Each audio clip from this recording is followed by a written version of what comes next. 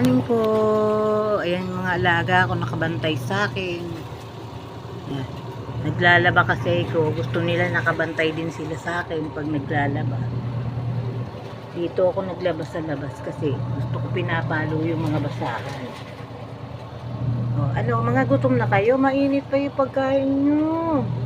Mainit pa yung kalabasa. Ayun o. Dito po ako naglabas sa labas kasi gusto ko papaluin ko yung mga basahan. Kakain na kayo, kakain na. Mga mukhang kawawa na. Oh. Diyan ako naglaba kasi mga basahan yan. Papaluin ko. Teka, kukunin ko na yung pagkain nyo ha. Ay, doon na lang kayo sa loob kumain. Wait lang, titignan ko.